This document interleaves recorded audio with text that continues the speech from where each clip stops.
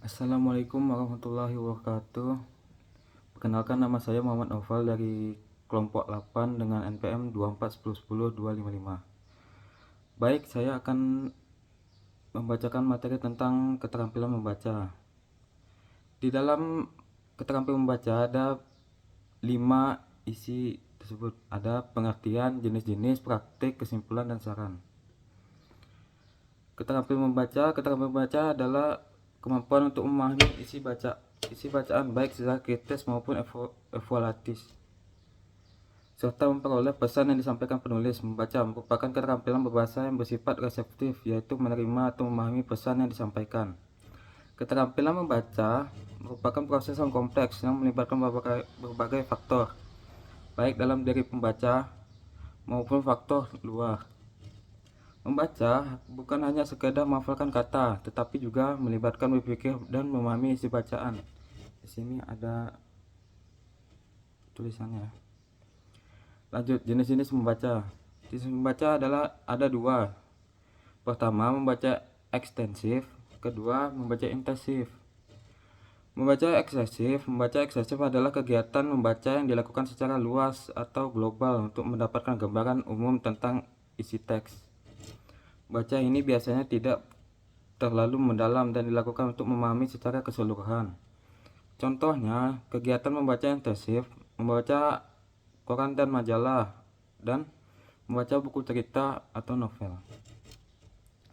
Membaca intensif adalah kegiatan membaca secara mendalam dan detail. Biasanya fokus pada bagian tertentu dari teks. Pembaca melakukan analisis lebih lanjut untuk memahami makna teks yang lebih dalam. Contoh kegiatannya, pertama, membaca buku pelajaran. Kedua, membaca jurnal ilmiah. Selanjutnya, jenis-jenis bacaan ilmiah.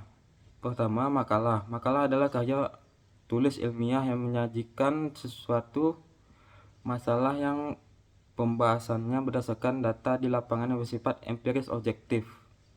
Makalah biasanya disajikan dalam sebuah seminar atau presentasikan di kelas tugas kuliah.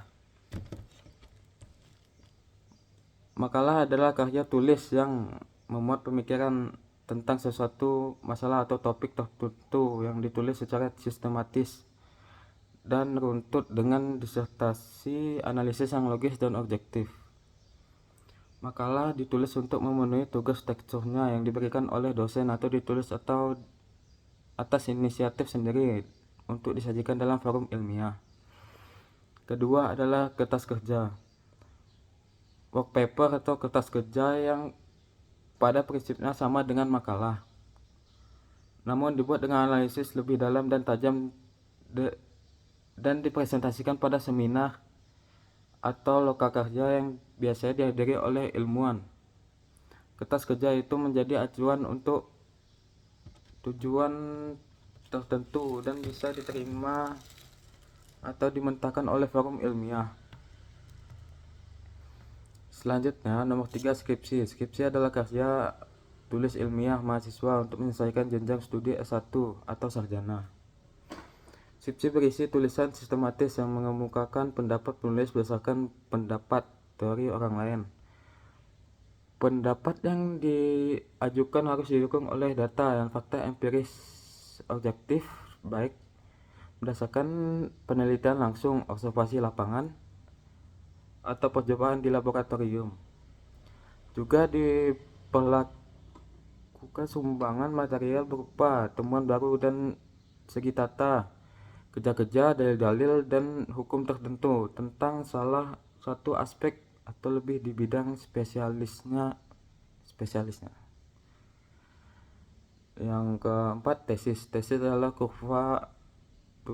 karya tulis ilmiah mahasiswa untuk menyelesaikan jenjang studi S2 pasca sarjana, ya, S2 itu, yang sifatnya lebih mendalam dibandingkan dengan skripsi. Tesis mengungkapkan pengetahuan baru yang diperoleh dari penelitian sendiri. Selanjutnya, disertasi, disebut juga PhD tesis, adalah karya ilmuwan yang untuk menyelesaikan jenjang studi S3, meraih gelar doktor atau DR. yang mengemukakan suatu dalil yang dibuktikan oleh penulis berdasarkan data fakta yang valid dengan analisis yang rinci. Yang keenam, laporan penelitian. Laporan penelitian itu adalah suatu dokumen tertulis tentang hasil pelaksanaan suatu penelitian.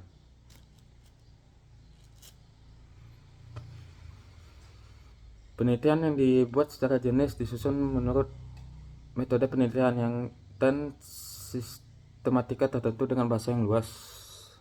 Nomor 7, monografi. Monografi adalah karya tulis ilmiah, hasil penelitian yang luas dan detail pada sebuah topik atau subjek dengan tingkat pembahasan yang mendalam atau mengaitkan dengan berbagai pendekatan keilmuan.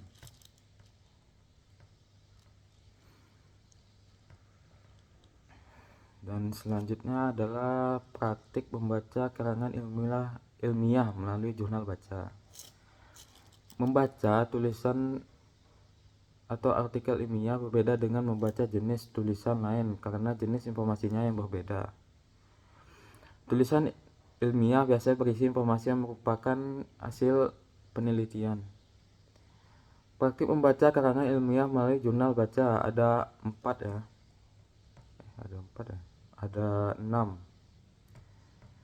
Yang pertama, menggali tesis penyataan masalah. Sebuah tesis biasanya diungkapkan dengan sebuah kalimat dan menilai apakah penulisan berhasil atau tidak dalam membahas atau memecahkan masalah yang diajukan. Yang kedua, meringkas butir-butir penting setiap artikel. Meringkas butir-butir penting setiap artikel yang kita baca perlu dilakukan secara ringkasan. Itu bisa dikembangkan untuk mendukung pernyataan yang kita buat. Dengan adanya ringkasan, kita juga tidak perlu lagi membaca artikel secara keseluruhan kalau kita memerlukan informasi dari artikel yang bersangkutan. Yang ketiga, menyetir konsep-konsep penting. Menyetir konsep-konsep penting dari tulisan ilmiah perlu dilakukan untuk mendukung butir-butir penting pada tesis tulisan kita. Dengan memahami konsep-konsep penting dari sebuah tulisan ilmiah, kita juga dapat lebih memahami konsep-konsep yang akan kita kembangkan dalam tulisan kita. Yang keempat, menentukan bagian yang akan dikutip. Mengutip pendapat orang lain merupakan kegiatan yang sering kita lakukan dalam menulis dan mengutip bagian dari sebuah tulisan ilmiah. Kita juga perlu memperhatikan relevansi bagian tersebut dengan tulisan kita. Butiran butir yang dianggap tidak relevan tidak perlu dikutip. Seperti itu ya guys. 5. Menentukan implikasi dari bagian sumber yang dikutip. Itu seperti bagian dari sebuah artikel kita perlu menyadari implikasinya. Apakah kutipan itu mendukung gagasan yang akan kita kembangkan dalam tulisan atau sebaliknya. Nomor 6. Menentukan posisi penulis sebagai pengutip. Nyatanya di sebuah artikel, kita perlu secara jelas meletakkan posisi kita. Apakah kita bersikap netral, menyetujui atau tidak menyetujui pernyataan yang kita kutip. Kita lanjut di kesimpulan. Kesimpulannya adalah membaca pemahaman bertujuan untuk memahami wacana atau bacaan yang berupa ilmu pengetahuan dan teknologi, ilmu agama, budaya dan adat istiadat, buku-buku sastra dan kesenian, resensi rilis dan buku-buku drama. Adapun aspek tersebut antara lain memiliki kosakata yang jumlahnya cukup besar, luas dan akurat, memiliki kemampuan untuk menaksirkan makna frasa, klausa, kalimat, paragraf, dan wacana. Memiliki kemampuan untuk menangkap ide pokok dan ide menunjang pada wacana yang dibacanya. Memiliki kemampuan untuk menangkap outline bacaan dan rinciannya. Memiliki kemampuan untuk menangkap urutan peristiwa dalam wacana atau bacaan. Kemampuan untuk menangkap maksud penulis dalam wacana tersebut. Di sini ada juga ya. Kita lanjut di saran. Untuk itu menyarankan agar proses membaca kita mampu dikembangkan secara baik dan kita mampu mengembangkan apa fakta-fakta yang terdapat dalam sebuah bacaan yang kita baca. Untuk tidak untuk itu mengetahui pengertian, cara atau teknik serta pemahaman tentang baca kritis sangat diperlukan dalam pembelajaran. Teks khusus untuk mahasiswa yang memang dituntut untuk terus serta mampu membaca secara kritis. Udah segitu aja presentasi saya, lebih dan kurang mohon maaf. Assalamualaikum warahmatullahi wabarakatuh. Terima kasih ya.